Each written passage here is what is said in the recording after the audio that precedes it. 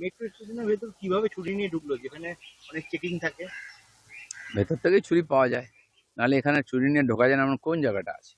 প্রকাশ্যে দিনের বেলা রাস্তাঘাটে, পার্টি অফিসে, সরকারি অফিসে মার কাট খুনোখুনি হচ্ছে। পুলিশ কোথায়, পুলিশ কি করে, কিছু বোঝে না। এখন পুজো এসছে, পুলিশকে রাস্তায় দেখবেন খালি পয়সা তুলছে সবার কাছ থেকে, আর কোনো কাজ নেই পুলিশের। টাকা তুলে দাও। এখন যেমন ব্যাংকের কর্মচারীদের টার্গেট দেওয়া হচ্ছে, প্রাইভেট কোম্পানিগুলোতে টার্গেট দেওয়া হচ্ছে, এখন পুলিশকেও টার্গেট দেওয়া হচ্ছে, এত টাকা তুলে দাও। সবাই টার্গেট ফুলফিল করছে, সরকারের কোনো টার্গেট নেই। আদৌ কি যাদবপুর নিরাপত্তা নিয়ে ভাববে যাদবপুর কর্তৃপক্ষ? যাদবপুরে কারো কোনো কিছু চলে না। আমরা দেখেছি বারবার যাদবপুরের মধ্যে কি ধরনের ঘটনা ঘটেছে, আর রাজ্যপালের সঙ্গে কি ব্যবহার করেছে ওখানকার ছাত্রছাত্রীরা। কেন্দ্রীয় মন্ত্রী বাবুল সুপ্রিয় ছিলেন, তার সঙ্গে কি ব্যবহার করেছে। ইদানিং বোধহয় ব্রাত্য বসুর সঙ্গেও সেরকম ঘটনা ঘটেছে। যেমন আজ নেপালে দেখছি, বাংলাদেশে দেখছি, একজন আন্দোলন করছে, অন্যজন তার সুবিধা নিচ্ছে। যাদবপুরটাও তাই হয়ে গেছে, দুষ্কৃতকারীদের আড্ডা। ভালো ভালো স্টুডেন্টরা ওখানে পড়তে যায়, যাদবপুর একটা নাম আছে বলে, কিন্তু ওখানে একটা এমন নেক্সাস তৈরি হয়ে আছে যার মধ্যে উপর থেকে নিচে সবাই যুক্ত। তার ফলে এই ঘটনাগুলো বারবার হচ্ছে, একটা বদনাম চারিদিকে হচ্ছে। অন্যান্য ইউনিভার্সিটিগুলো তো গেছে প্রায়, রাজনীতির আখড়া হয়ে গেছে। টিএমসি এখানে ঢুকতে পারে না, কিন্তু অন্য যারা আছে তারা সেই কাজটা ওখানে করছে। গুলশান কলোনিতে দুষ্কৃতী তাণ্ডব, উদ্ধার গুলি বন্দুক।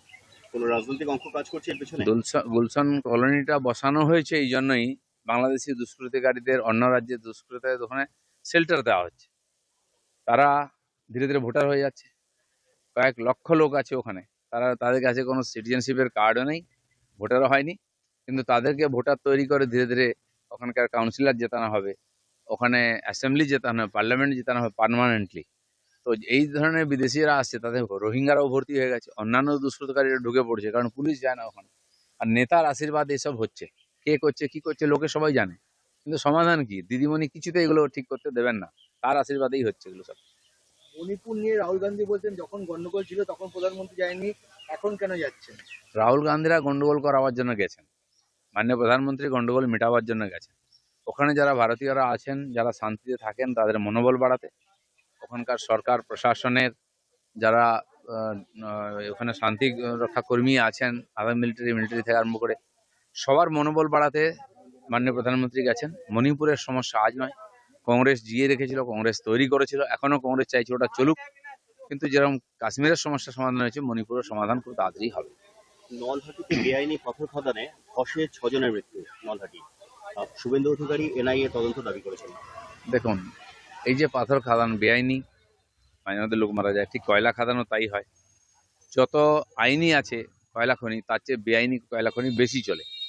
সরকারের কাছে যত আধুনিক যন্ত্র আছে কয়লা তোলার, তার চেয়ে বেশি আধুনিক এবং বেশি দামি যন্ত্রপাতি এই কয়লা মাফিয়াদের কাছে আছে, তারা কন্ট্রোল করে। আর এগুলো বন্ধ হবে না, কারণ সবাই সেখান থেকে হিস্সা পায়। তাই সাধারণ গরিব মানুষ যারা কাজ করতে যাচ্ছে ওই 500-700 টাকা পাবে বলে এই যে বেঘরে মারা যাচ্ছে, ঠিক একই ঘটনা কয়লা খনির মতো পাথর খাদানেও চলছে। বাইরের লোকেরা এসে ওখানে বিরাট একটা গ্যাং তৈরি করেছে মাফিয়াতে, তারা চালায়, আর সে টাকা বহু লোক পান। সেজন্য এগুলো নিয়ে রাজনীতি হবে, কিন্তু সমাধান কোনোদিন হবে না। 2018 থেকে দিনহাটায় জিততে পারেনি তৃণমূল। উদয়ন গুহ অভিমান করছেন, যদি বিজেপি আমাদের থেকে বেশি মানুষের পাশে থাকে তাহলে তাদেরকেই ভোট দিন। উনি কি বলছেন সেটা দেখে পাবলিক ভোট দেবে নাকি? বাই ইলেকশন হলে লোককে ভোট দিতে দেন না, 80% ভোট একাই পেয়ে যান। এই ধরনের রাজনীতি পাবলিক জানে।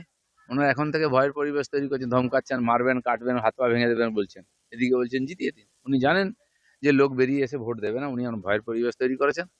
তো সেই জন্য এখানে এসআইআর এবং মিলিটারি শাসনও দরকার, তারপরে ভোট হোক, নাহলে ওইসব জায়গায় কোনোদিন ক্লিয়ার ভোট হবে না।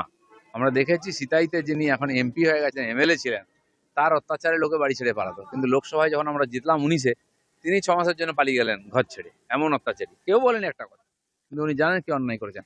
ঠিক একইভাবে ওখানে বর্ডার এলাকায় এই ধরনের চলছে ঘটনা।